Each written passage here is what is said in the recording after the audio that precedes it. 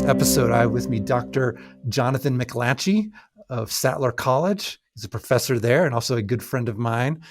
We go way back. If you listen to one of the early podcasts, you will hear a little bit more about how Jonathan and I originally met and how he totally schooled me at chess without even looking at the board. But that's not the topic today. So a couple episodes ago, we had a guest on who spoke about young Earth creationism. So today we're going to focus a little bit more on the old Earth creationist viewpoint and how that is actually a biblically plausible viewpoint. So Jonathan, welcome back to the show. Thanks so much for having me on, Shay. It's great to be with you again. Yes. So I discovered, I'd read some of your articles on this probably a couple of years ago, and I found myself adopting some of the language because I thought you said it better than I did. So with my opening question, I just want to ask, so you've said something to the effect of a plain reading of the early chapters of Genesis would lead to a young Earth creationist viewpoint. But your question is the plain reading the proper reading? So explain what you mean by that so that our audience can get a better grasp of the direction you take with these passages. Right, sure. So when people typically make arguments for young Earth creationism from Scripture, there are two implicit premises. One is that the plain reading of the biblical text, or the simplest reading of the biblical text, would incline one towards adopting a young Earth perspective. The second premise is that the face value reading, or the simplest reading, should always be the one that is preferred as our interpretation of the biblical text. And I would question that particular assumption that we should always favor the simplest or most face value reading of the biblical text. When we encounter a text that appears to be in conflict with the natural sciences, there are three possibilities. One is that we've misevaluated the scientific evidence. And that is typically the way that young Earth creationist organizations will argue. Or alternatively, we have misevaluated the text of Scripture and actually our interpretation of the Bible is in error. Or thirdly, the biblical text itself is in fact in error. And then we'd have to, of course, appraise the ramifications of that finding. I think that although the interpretation of Genesis 1 through 11 and relating it to our modern scientific understanding is certainly a challenge. I don't want to deny that. But I think that we have to get it into proper perspective and understand that for much of the discussion, with some exceptions like the debate over the historical Adam and so forth, I don't think that it's critical to the veracity of Christianity. So what about the other two options? So we've misevaluated the scientific evidence, or we've misevaluated the text of Scripture. Well, let's take, for example, a very well-known text, Joshua chapter 10. And I'm sure your viewers are familiar with this text where God is purported to cause the sun to stand still in the sky in order for Joshua to complete his battle. And this was often interpreted prior to the Copernican revolution as evidence for the fact that the sun moves in relation to the earth. It supported the geocentric model, or so it was thought. And now that we understand that, in fact, the heliocentric model is correct, not the geocentric model, Christians generally understand that to be using phenomenological language. So science can, and often does, shape and influence and inform our approach to the biblical text, and can sometimes illuminate and clarify the biblical text. So when we're evaluating between these three options I listed earlier, that we've misevaluated the scientific data, that we've misevaluated the text of Scripture, or the biblical text is an error, then we need to what we're really asking is, which of those options is the least epistemically costly? So, for example, let's take the example with Joshua chapter 10. Let's suppose that we have the scientific data that confirms the heliocentric model is correct and the geocentric model is false. Which is more reasonable, that we've misevaluated the scientific evidence for heliocentrism, the fact that the planets orbit the sun, or that we've misinterpreted the text of Scripture, or that the biblical text is an error? And I certainly think that to propose that we misevaluate the scientific evidence is very far fetched. I think that the evidence for the heliocentric model is overwhelming. So then that leaves us with the remaining two options, and of those, I think that there's no problem with taking the view that we've misevaluated the text of Scripture, and actually the text is using phenomenological language, which is how virtually all Christians understand that text and others like it. So it doesn't necessarily follow. So in conclusion, then, it doesn't necessarily follow that if a text is the most face value reading of the text, if an interpretation is the most face value reading of the text, that always should be the reading that's preferred if it puts the Bible in conflict with scientific evidence. Does that make sense?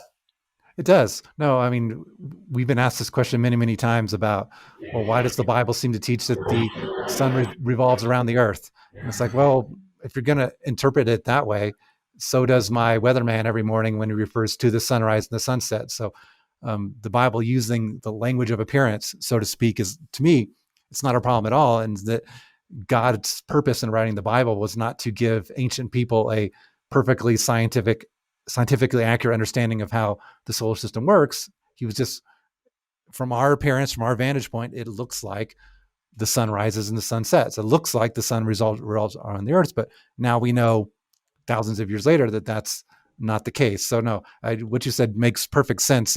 Let's jumping to the text in Genesis. I'd really just love, how do you, in your, somebody who's very scientifically trained, what is your reading of Genesis chapters 1 through 11 specifically regarding the age of the earth, and how did you come to that conclusion? Sure. So obviously that's a very broad topic, so probably Sure. won't be able to cover all 11 chapters of Genesis and give my perspective and all that. But let me just give a few key points. If people are interested in diving into more detail on this, I do have a series of articles on my website where I unpack this in more detail. I've covered Genesis 1 through 5 there. I'm planning to write also an article concerning the flood and Tower of Babel and such as well. But there's quite a lot of detail there if people are interested in diving into that. Now, if we go over to the biblical text then, from Genesis 1, so in Genesis 1, it says, starting in verse 1, in the beginning, God created the heavens and the earth. The earth was without form and void, and darkness over the face of the deep. And the Spirit of God was hovering over the face of the waters. So that's the first two verses of Genesis chapter 1. And then verse 3 begins with the phrase, and God said, let there be light. And there was light. And so you'll notice that verse 3 is the first occurrence in the Genesis 1 passage of the phrase, and God said, which if you look and study the text of Genesis 1 carefully, you'll notice that each of the days of creation week begins with the phraseology, and God said, and God said, and God said, which implies or suggests that verses 1 and 2 actually occurred prior to the first day. The first day actually doesn't begin until verse 3 of Genesis 1. And if that is the case, if Genesis 1:1 and 1:2 occurred an indefinite period of time prior to the first day of creation week, then the biblical text is actually silent on the age of the earth and indeed the age of the cosmos. Now, that's a separate question from what you think of the age of the biosphere. But regarding the age of the universe and the age of the earth, it seems to me that Scripture is completely silent on that. If we look at the days of creation week, the view that I would, or the view that is most closely aligned with the perspective I would subscribe to, would be that of C. John Collins, who is a biblical scholar. He was on the translation committee for the English Standard Version of the Bible, and he's an expert in Hebrew. He's written a number of books dealing with these issues, the first 11 chapters of Genesis. The view that he would subscribe to in regards to the days of creation week is to interpret the days as literal 24-hour days. And by the way, one of the key one false dichotomy I often see in this debate is young Earth creationists will often make it sound like the debate is between those that think that the word yom in Genesis 1 is correctly translated to 24-hour or 12-hour day, and those that think it should be like Hugh Ross's camp, that it should be translated as an indefinite but finite period of time. I don't think that that's an appropriate dichotomy. I think that as an old Earth creationist, I think that the correct and appropriate translation of the Hebrew word yom is indeed a solar regular day. I think Ross is mistaken on that. So the view that C. John Collins takes is that the days of Creation Week are not like our Earth days, but rather they're not identical to our Earth days, but rather they're analogical to our Earth days. So it sets and establishes the rhythm of our work week, the rhythm of the human pattern of work and rest. 6 days we are to labor, and the Sabbath day we are to rest. And so I think that is the purpose, that they are not identical to our Earth days, or at least you don't necessarily need to read them as identical to our Earth days, but rather they are analogical for our Earth days, for our human rhythm of work and rest. Does that make sense? It does. No, that's helpful. An interesting thing I often hear from the young Earth creationists is the proposal, and we even talked about this briefly before the show, that, and I know this isn't necessarily your area of expertise. Your expertise is far more in biology than in geology, but what do you think of the argument that God created the Earth and the universe with the quote unquote appearance of age, and that explains why the universe and the Earth seems to be much older than the young Earth creationist viewpoint, which would say it is approximately 6,000 years old? Right. So one attempt to salvage young Earth creationism that I often encounter, in particular from lay creationists, though less frequently also from academic creationists, is to postulate that the Earth and the universe were created mature in a manner akin to Christ's transformation of water into mature wine in John chapter 2, verses 1 through 11 at the wedding in Cana of Galilee. And the argument is, well, Jesus transformed the water into wine, and so if you'd inspected the wine, it would look like mature wine, but in fact it was young, and so could something similar not be true of the Earth and the universe and so forth. And to many, that postulation has the attraction of allowing one to dismiss the evidence of vast age as saying nothing about how old the Earth actually is, in a similar manner to how Adam, having been created mature, would appear to be much older than he actually was. But I would argue, actually, this explanation doesn't work, because the geological record appears to tell a story of historical events, including the existence of animal death, for example, long before men, which, of course, young Earth creationist interpretations typically preclude. There's also a remarkable correlation, and this is one of the lines of evidence that persuades me of an old Earth, is that there's this remarkable correlation between the dates that are yielded by the radiometric dating methods and the types of fossils that you find in the strata. So, for instance, if you were to give me rock dating to, say, the Cambrian period from anywhere in the world, doesn't matter which continent, I could tell you with precision what fossils you'll find and what you won't find.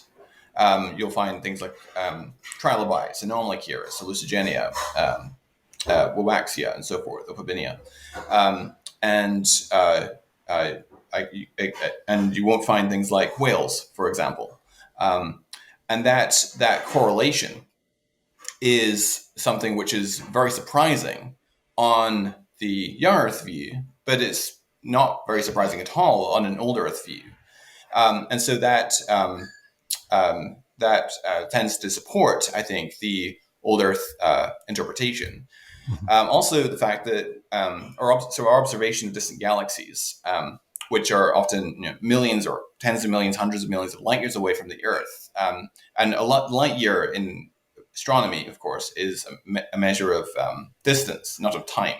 So when we say that light from distant galaxies take millions of light years away from us, then what we mean by that is that it takes millions of years to be observed by an observer on Earth, because light takes time to travel. So that observation is highly expected on an old Earth interpretation, but rather surprising on a young Earth interpretation. Now, some creationists, not the more scholarly ones, but a common approach that's taken by lay creationists, and this would comport with the analogy that I mentioned with the converting of the water into wine at the wedding in Cana, is the idea of positing light created in transit. where God created the light already on the way to Earth, and so that it could be observed even from by an earthly observer, even though the Earth is in fact young. But that idea, I think, won't help here, because we are actually able to observe events in deep space, such as supernovae, which are exploding stars.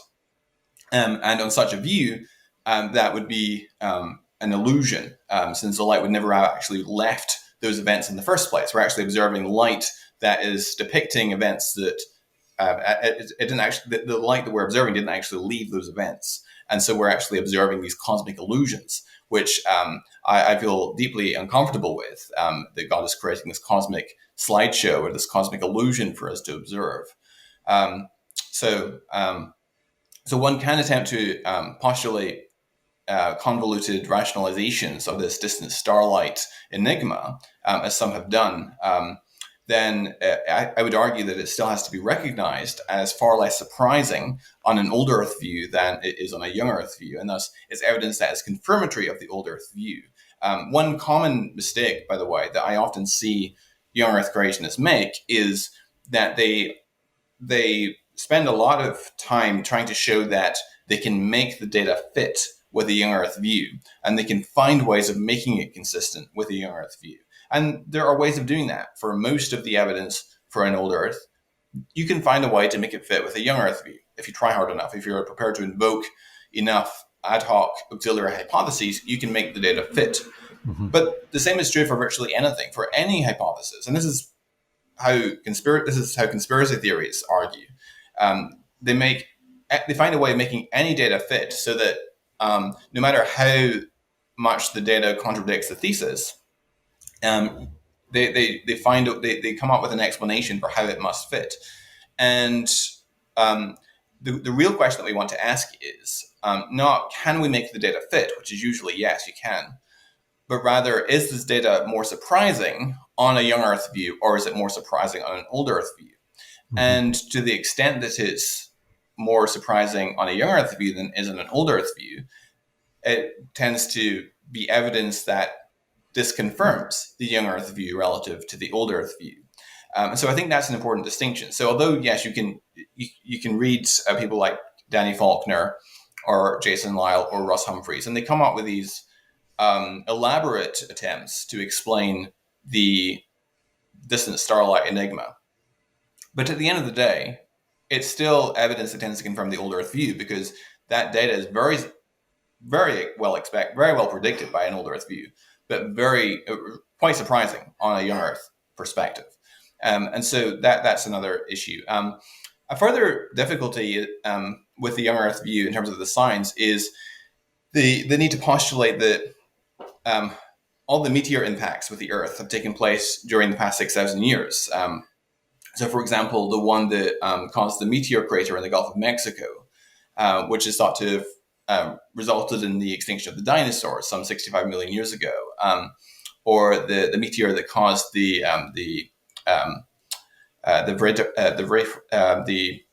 Vredefort Dome in Potchefstroom in South Africa, which I've visited, in fact.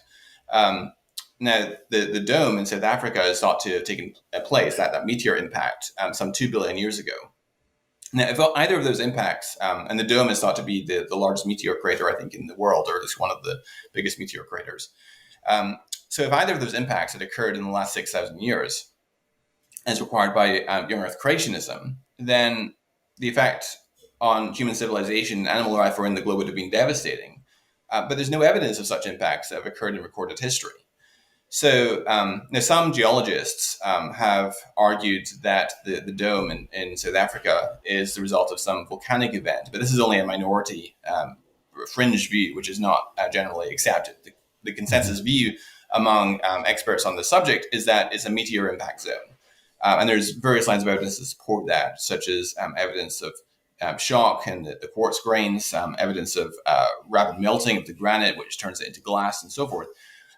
So again, also another related point is the meteor impacts on the surface of the moon. I mean, are we really to cram all of those meteor impacts into the last 6,000 years? It seems to me to be rather far-fetched. Now, you can say that if you want to, but at the end of the day, is that evidence more surprising on a young Earth view, or is it more surprising on an old Earth view? And these things start to add up.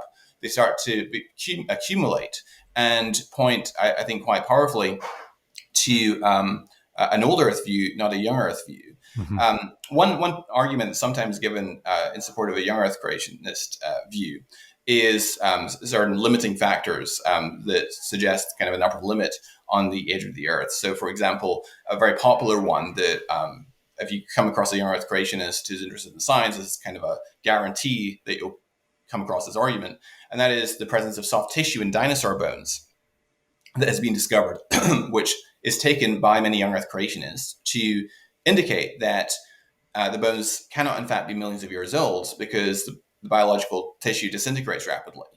Now, I would agree with the identification of those collagen fragments that they come from dinosaur tissue.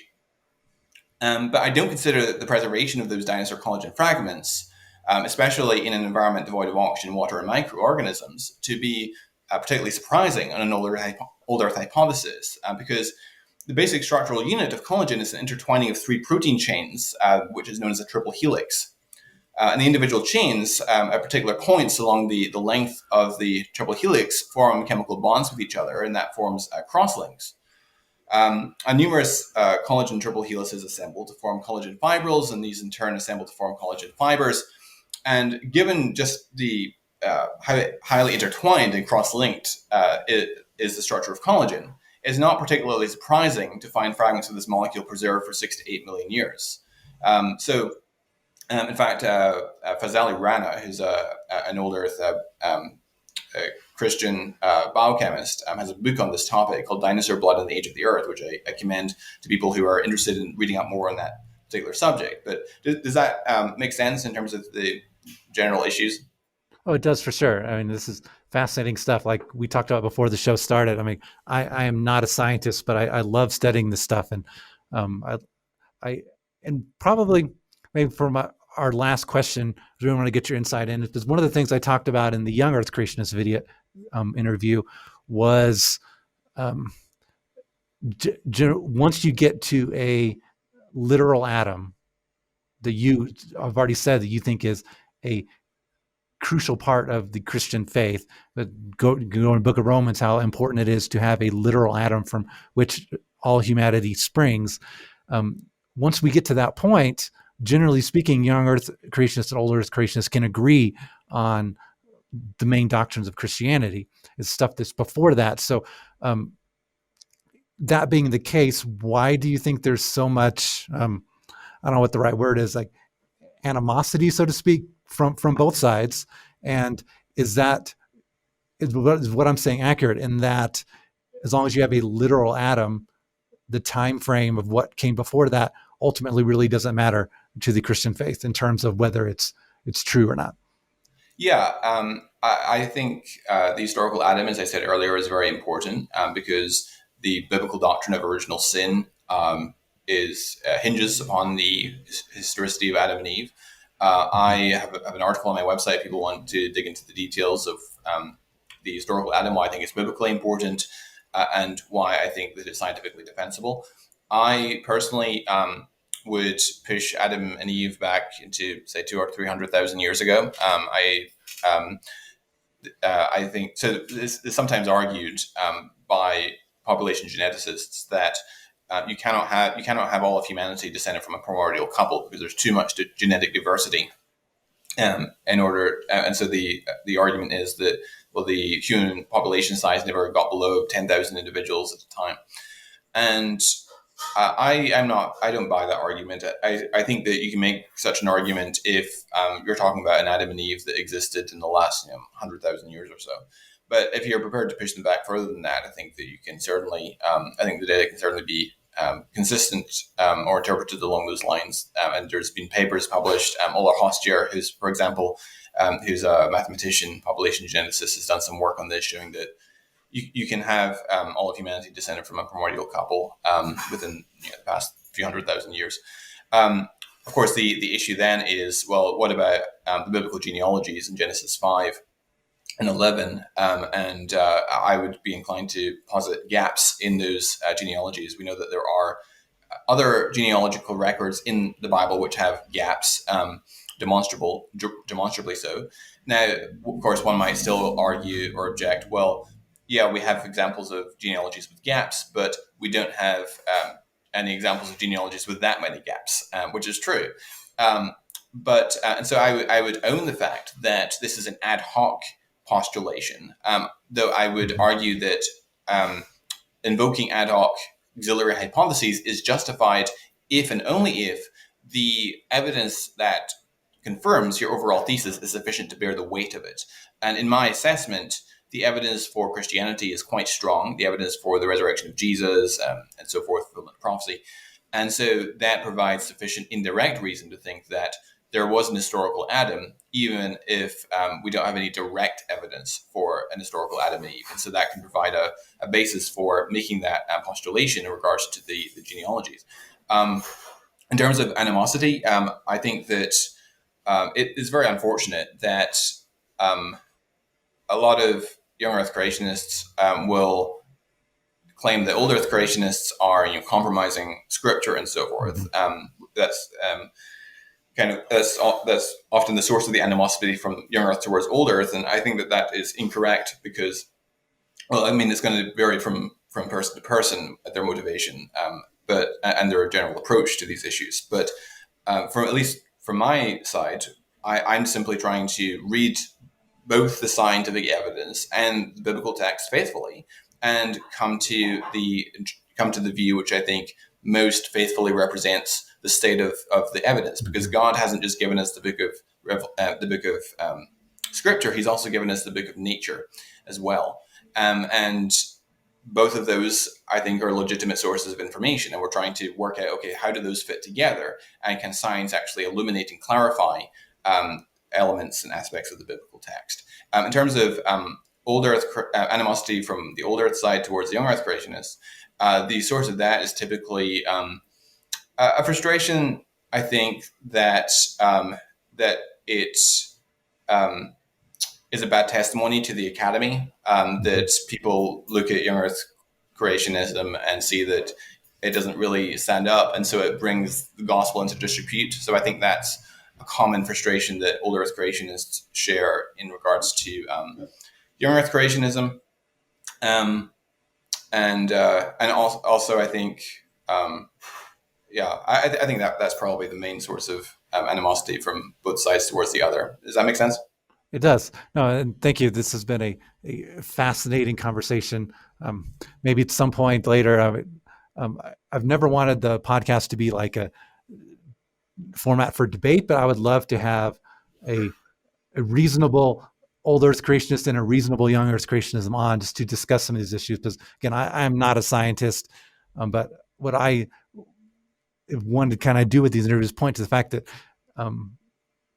from evangelical Christians, you can be either, as long as you have a literal Adam from which original sin, the need for salvation comes from. So, Jonathan, thank you for being on the show today. I enjoyed your insights and learned a couple new things that I hadn't thought of before. So some more stuff for me to ponder in the coming days. This has been the Got Questions podcast with Jonathan McLatchie, professor at Sattler College. And he mentioned several links that he would like people to read. We'll include those on the show notes, on the comments field, and on YouTube, but also at podcast.gotquestions.org. So Got Questions, Bible has answers, and we'll help you find them.